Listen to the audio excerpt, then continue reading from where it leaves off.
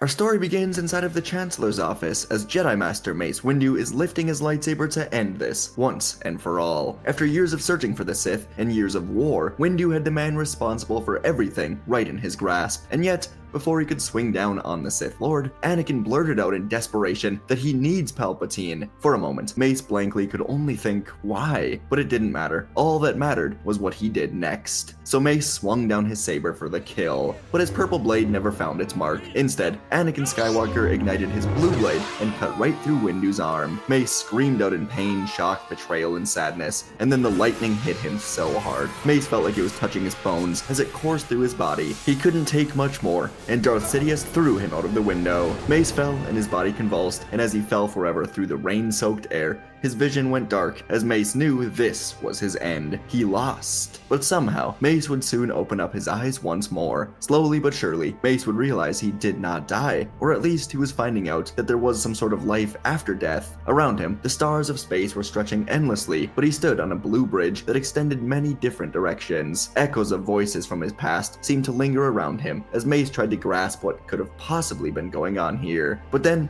a new voice, a real one he had not heard in a long time. It was Qui-Gon Jinn. The former Jedi Master's presence radiated the same conviction and serenity that he'd carried in life, but now it was deeper, more transcendent. He approached without urgency, offering no immediate explanation. Mace asked what this place was, his voice calm, but weighted with confusion. Qui-Gon's response was patient. He told Mace that this was the Veil Between. It was a place outside of time and space, where echoes of the past and future touched the present. It was not a place meant to be reached by power or by accident, but by purpose. When the Force itself needed intervention, the world between worlds, Qui-Gon explained, was a nexus. It was part vision, part reality, part destiny, and Mace had been brought here because he's only begun his purpose with young Anakin Skywalker. As Mace questioned what that purpose could be, Qui-Gon told him the truth. Anakin's betrayal was not yet the end. The boy has not fully fallen. Mace's final thoughts before being struck down had been of failure. His failure to stop Sidious, failure to trust Anakin, but the Force had not yet closed the book on young Skywalker. Qui-Gon began to speak of Anakin's pain, his confusion,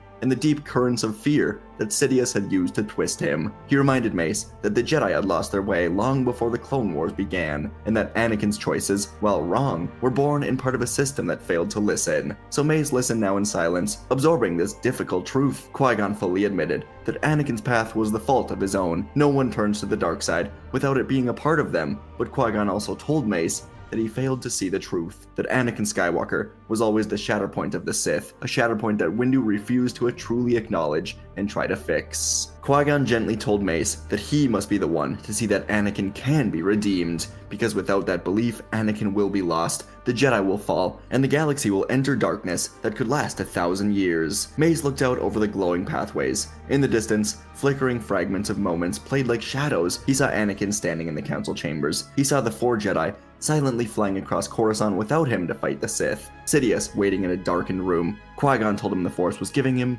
a gift few Jedi ever received. A second chance, not to relive the past, but to shape what happens from here. To let go of fear, to trust not only in the Force, but in people again. And Windu began to wonder if his greatest failure was not even trying to trust in Skywalker. Ever since his return from killing Dooku, Mace was weary about him and Palpatine. In the end, he was right, but Mace saw now that he failed to do enough to help the boy. Qui-Gon raised his hand gently, and the space around them began to ripple. A portal opened, of a memory slowly being sculpted in light and in motion. Windu watched as the scene formed before him. The marble halls of the Jedi Temple, sun spilling through high windows as Jedi Masters passed silently, and then a voice that Windu recognized all too well. It was calm, calculating, and smooth. It was Palpatine. The Supreme Chancellor strolled beside Jedi Masters, his words coming off as compliments. He spoke of Anakin, the young boy just initiated into the Order, praising his strength, bravery, his promise. Mace remembered this moment well. He had felt unease even then, not because of Anakin, but because of the Chancellor's subtle ownership over him, the way Palpatine spoke of the boy,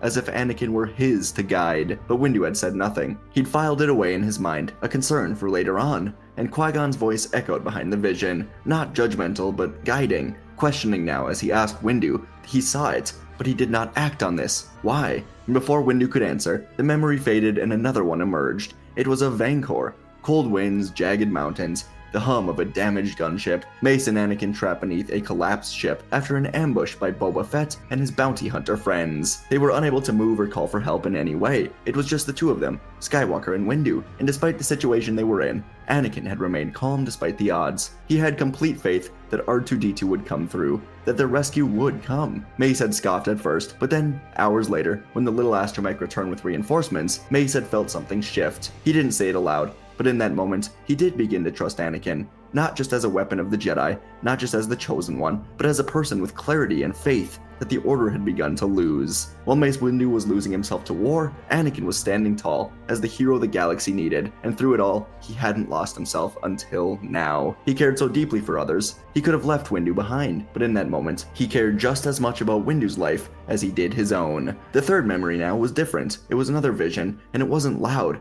It wasn't tied to a moment of action. It was a quiet evening in the Council war room during the second year of the war. Anakin had left after arguing with the Council, per usual, his frustration as palpable as ever, and as always, it wouldn't last. Anakin was passionate about the war, about the clones, about the Jedi, but as Mace looked over between battle maps and casualty reports, something had struck him during that moment. He couldn't deny it any longer. In this memory was the time that Mace realized that Anakin was the axis upon which everything turned. It wasn't just his power, it was his presence. His decisions impacted every battle, every negotiation, every future. Mace knew in that moment that even if every other Jedi fell, as long as Anakin Skywalker lives, there would still be a chance for peace. He never told it to anyone. He barely admitted it to himself, but he knew it, and the weight of that truth had haunted him ever since. And in the world between worlds, Mace now came to a realization. While he knew the importance of Skywalker, it was Darth Sidious who acted on that importance. He stole Skywalker from the Jedi. As the final memory dissolved, Mace stood alone again with Qui-Gon, the silence thick with this realization. Qui-Gon told him that the Force had not brought him here to understand Anakin, it had brought him here to understand himself. The lesson he had forgotten was a simple one, yet foundational. It was a lesson that Qui-Gon had embraced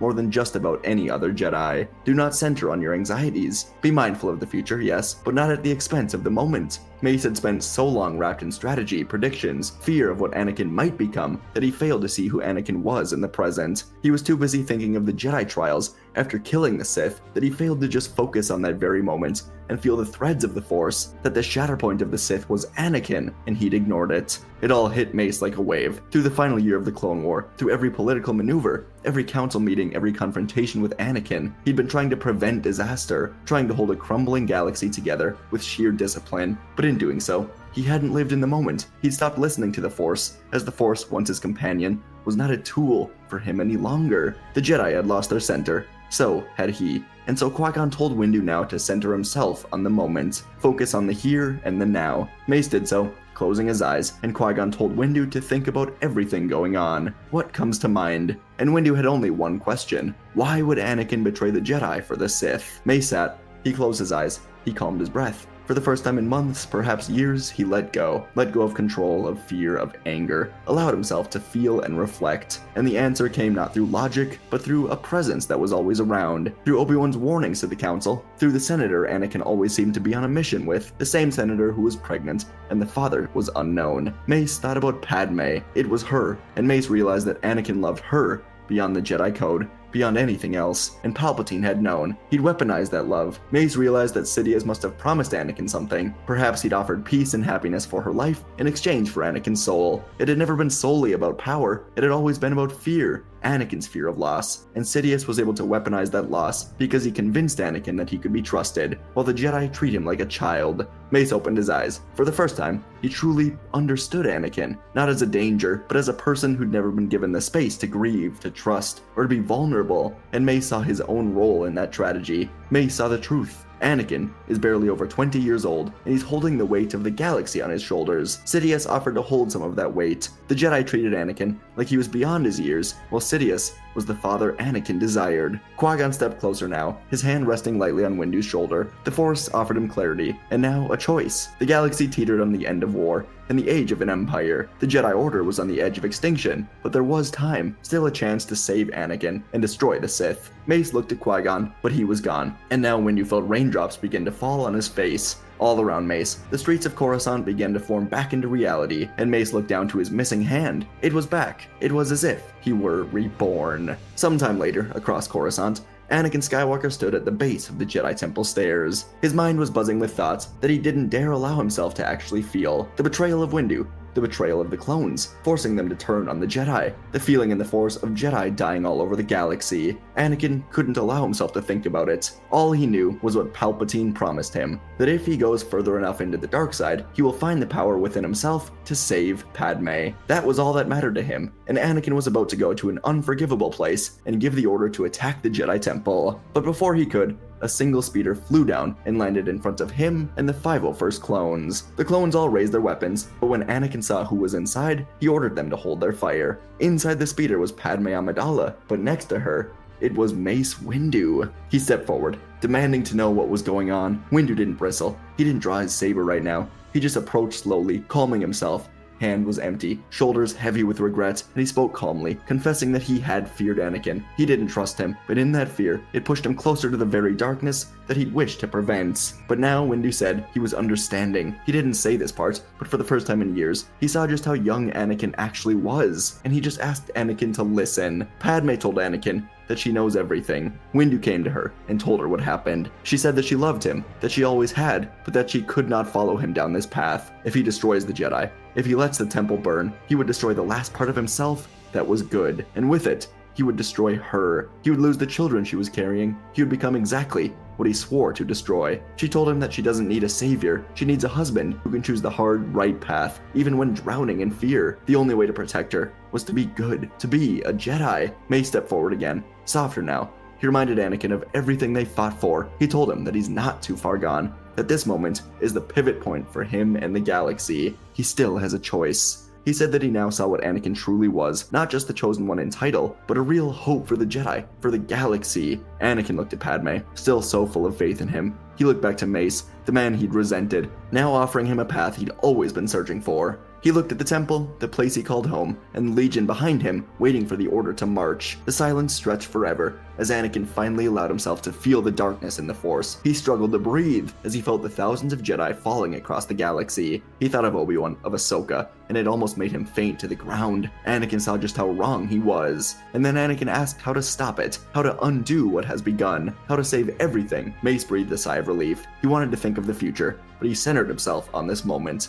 the here and the now, and he told Anakin that the order for the clones to execute the Jedi came from Palpatine's office. The only people with control of the clone army are the people tied to the office of the Chancellor, and as of very recently, Anakin was promoted to be essentially the second in command, the personal Jedi representative of the Chancellor. So Windu had a feeling the reason the clones didn't fire on Anakin was because he had some control over them. So the answer was simple. Anakin just had to use his communicator to speak to the entire 501st Legion here on Coruscant. He would access their comms. He would tell all of them they made a mistake. It is not the Jedi who have committed treason. It is Palpatine himself. The inhibitor chips inside of the clones were beginning to fight back, and Anakin recalled the order to the clones, telling them the opposite now, saying disregard Order 66, and he ordered the clones to turn on Darth Sidious. Anakin was the only other one in the galaxy with this influence over the clones, and it would work. Across Coruscant, in his office in the executive building, the soon-to-be Emperor Palpatine stood before a massive holomap of the galaxy. Red markers flared one by one, as Jedi across systems were ambushed and defeated. His hood was down, face calm,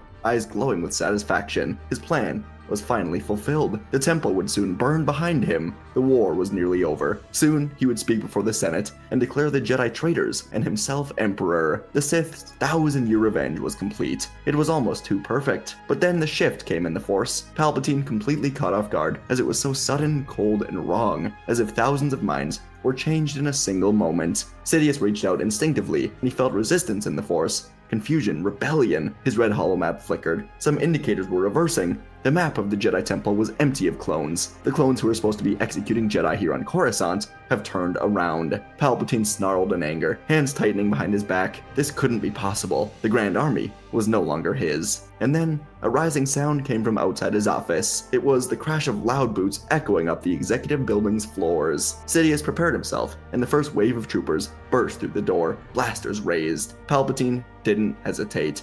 The clones were skilled, but they were no match. He would leave them scattered across the floor, and he turned for his private hangar. Palpatine moved like a shadow as he climbed the narrow corridor towards his shuttle. He barked commands to the ship's droid pilot, demanding immediate launch, and as the craft rose above the executive building, he felt pure anger rising inside of him. He would survive this. He would figure out what has gone wrong, and he would take the galaxy by force. But he was not free yet. Far below, standing atop a landing pad, were two figures, two Jedi. They raised their hands together, their combined focus surging. The engines to Sidious's shuttle screamed as the two of them used the Force to twist the engines. They collapsed inward, and the shuttle spiraled out of control, trailing smoke and fire as it slammed into the ground of Coruscant. Flames licked at the cracked hull as Palpatine emerged. Limping, furious, cloak scorched, his face twisted into pure wrath. He clutched his single saber, and he looked across the ground. Mace Windu and Anakin Skywalker flew down to meet him. Sidious looked to Windu with anger and confusion. His hand was back, Anakin stood with him, and Sidious readied himself. The Sith Lord struck first, a red blur targeting Windu with speed that Windu was now ready for. His duel in the office prepared him for this moment. Windu met Sidious head-on, lightsaber flashing, as each move was redirecting the Sith Lord's fury. Anakin watched for only a second, allowing himself to see the true nature of Sidious, and after this moment, he circled in fast, unleashing heavy strikes to box Sidious in. But Sidious twisted between them with a sudden burst of agility, nearly slicing through both of their abdomens. But the Jedi backed away just in time, as Sidious began blasting Force lightning at their feet, forcing a split between them. Sidious leapt onto a broken part of his shuttle, and Windu followed closely behind, striking at the flailing robes. Sidious smiled as he once again was raining blows down on Windu, while deflecting Anakin's attacks. Windu gathered himself, then rolled and surged into a defensive stance, matching Sidious blow for blow, as Anakin came back with a sweeping strike that nearly caught Sidious off guard. The Sith turned just in time, but his grip on the fight was slipping. Windu pivoted, slicing through the hilt of Sidious's saber, breaking the duel's rhythm. This was the second saber that Windu has now cut through. Sidious was ready to flee, but Anakin struck with a massive force push, slamming the Sith into a collapsed building nearby. Sidious raised his hands for one final surge of lightning, but Windu was there first, blade absorbing the attack. Sidious was pouring lightning into the purple blade, and the trio was right back where they started. Anakin given a second chance, and in this moment, Anakin sliced his blade right through the Sith Lord. In the hours after Sidious fell, Anakin would move quickly. He would use his authority as the Chancellor's representative, and he would transmit a new order across the galaxy, shutting down Order 66 immediately. It worked, but the damage was already done. So many Jedi had fallen. Anakin felt the weight of it. His silence, his choices, his fear, it had all played a part in what had happened. He of course couldn't just undo all of it, but he could take responsibility. He could try to make things right. He vowed to help rebuild, not just for the Jedi or for his own family, but for the future of the entire galaxy. Not long after, Padme would give a safe birth. Anakin was by her side the entire time, holding her, trusting the Force to guide them. When he saw the twins, Luke and Leia, for the first time, everything would become clear. His strength wasn't meant for control or for fear. It was meant to protect, to serve, to love. Mace Windu would stay close in the months that followed. The two men that were once tense and once divided would find common ground in shared survival and their desire to do better for the galaxy. Mace began to see Anakin not as a danger to control, but as a person to believe in. They would actually train together. They would meditate often together, and in time, they would build a much deeper trust that either of them had ever expected. Palpatine's death and the truth about his deception would shake the galaxy for years to come. Without him, the war would collapse quickly, separatist leaders were captured or surrendered, and the Republic would finally begin to know peace. The Senate would reform under new leadership, aiming to rebuild. When Obi-Wan returned from Utapau, he would learn what Anakin nearly did. It had been tough to accept at first, but the Council would agree that the blame lies largely on Sidious. He was the most powerful Sith in centuries. He specifically targeted Anakin. He found his weak points, and he was able to probe at them until Anakin was unsure what to do, and he joined Sidious in desperation. In the end, he'd made the right choice. Ahsoka would soon return to the Order, and in the end, Anakin would be made a Jedi Master, and he would begin to forgive himself. The galaxy would move on in peace, as the Jedi Order would begin to recover, with a better Republic forming alongside them. Someday, Luke and Leia would be an integral part of this better galaxy, like their mother and their father before them. And folks, that is our story for today. One that I thought of kind of recently and was like, this could be done with a whole plethora of characters you can do. What if Obi-Wan fell into the world between worlds on Utapau when he was shot down? I'm not sure how you do it with Anakin, maybe on his way to Palpatine's office or something. It'd be interesting to pursue. Could do it with Yoda. Either way, Heck, you could even do it with maybe Dooku or something. But it was really fun to pursue. World Between Worlds is an interesting concept because it's like a world of what if scenarios, you know? I mean, really, I hope we explore it more in Ahsoka season 2 or just content down the line because we don't know a ton about it. You just kind of, but that's also the fun of it. You get to kind of make up your own parts of how some of it works. But yeah, I had a lot of fun with it. Windu getting his hand back, more so convenience for my sake than anything else. He was reborn, you know, he gets his arm back. Yeah, I did enjoy this one quite a bit, so hope you guys did as well. The part I really enjoyed, I think, was the Qui-Gon teaching Windu to focus on the here and now, the lesson that he gives to Obi-Wan in The Phantom Menace, just to a much older, even wiser, more powerful Jedi. I thought that was fun to do, so appreciate you guys. Let me know what you thought down below. Let me know what you want to see next. I've already got next video written out, but yeah, let me know what else you want to see. Appreciate you guys. Yeah, thanks for watching, and I'll see you in the next video.